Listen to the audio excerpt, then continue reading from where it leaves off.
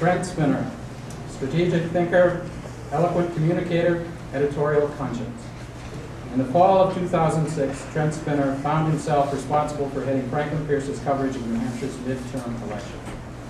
Faced with the task of managing a multimedia newsroom, Trent organized the reporting staff, coordinated live interviews, and oversaw logistics to ensure the campus community received timely and accurate news updates.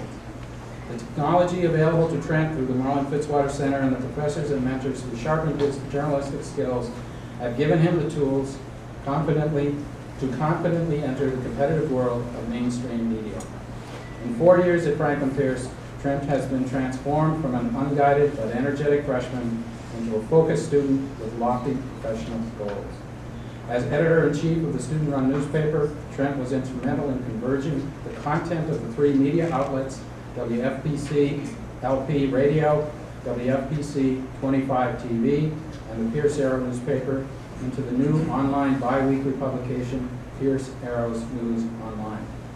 He brought editorial depth to the paper, developed a strategic plan which includes a daily version of the online publication, and he drove the development of Connections, the political reporting outlet of the Pierce Media Group. Trent calls himself one of those naive journalists who believes he can help change the world. He also believes that journalists have a duty to protect those without voice, a duty to question decisions, and an important obligation to encourage productive discussions in the community. Because he has exhibited skill in all facets of journalism, including reporting, editing, and newsroom management, because he has demonstrated the traits of a well-rounded journalist who understands technology, media law, and the role of the press in a democracy, because he has found his voice in the public discourse, Franklin Pierce is proud on this 13th day of April in the year 2007 to bestow upon Trent Spinner the Fitzwater Medallion of Contributions to the Public Discourse.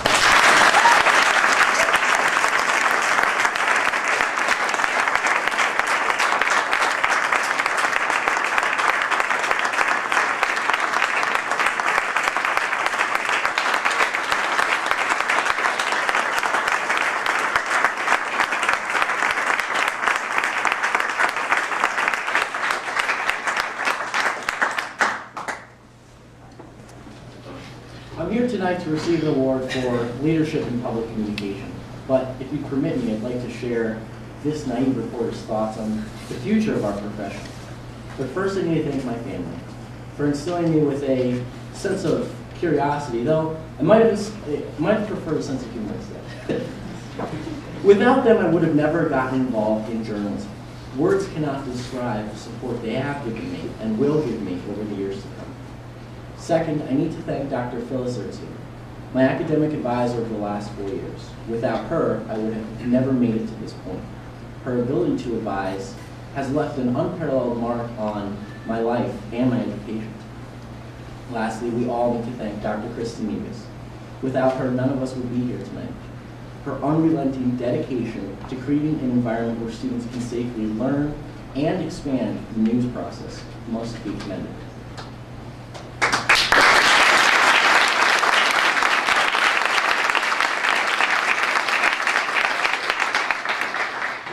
Idea floating around today that young people are too busy, or worse, too indifferent to care about the news. Further, this new indifferent generation will not have that knowledge necessary to run our country because they will be missing that critical flow of information to run a free and true democracy. Let me say, this idea could not be more wrong. There is and always will be a deep human desire for us to understand our lives in the context of a larger world. It's called community, and just because it has moved from the town center to the internet does not mean it will go away.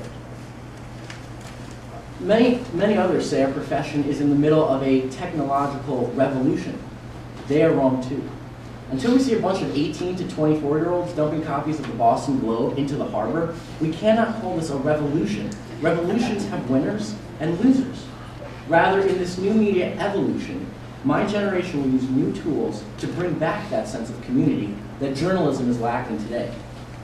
Everyone is going to win because our collective coverage of the human existence will be bolstered. In a world where every young person will have a multimedia news reporting device in their pocket, some may call it a cell phone. We will be able to collect the news like never before.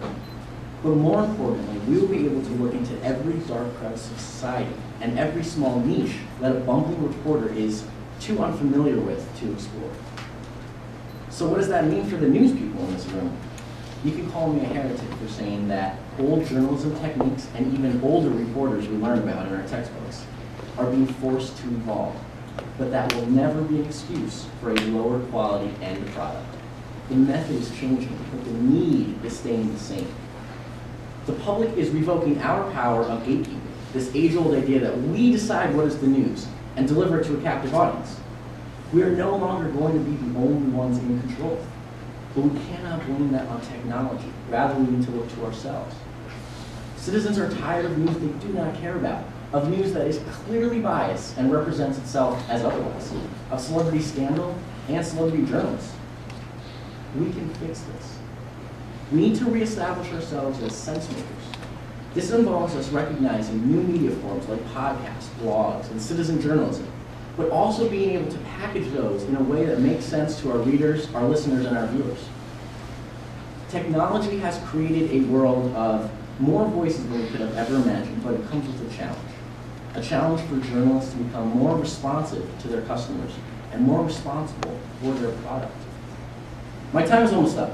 In 29 days, I'm going to be a very employable young journalist. I understand traditional print reporting along with radio, TV, podcasting, blogging, and famous skills. Did I mention my resume is taped to the underside of your chair? No, really, yeah, really.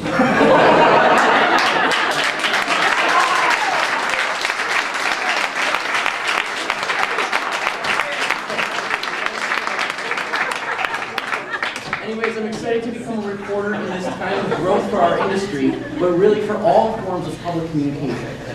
Journalists, listen up. We will be okay.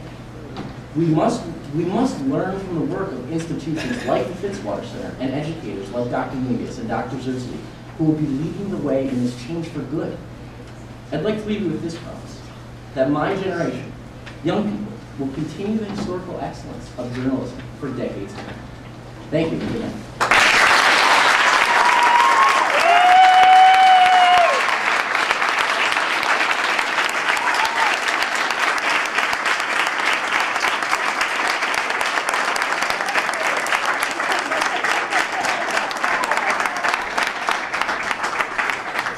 Thank you very much. I just wanted to point out a few things. So, I had my 50th birthday yesterday. And Steve and I were talking a little bit about our olden days. When I started in broadcasting and television, I was at a station in Steubenville, Ohio.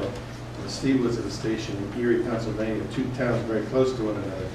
And I remember the transition from film to videotape. And this was in 1978 or 79. And we were still using magnetic weather walls. So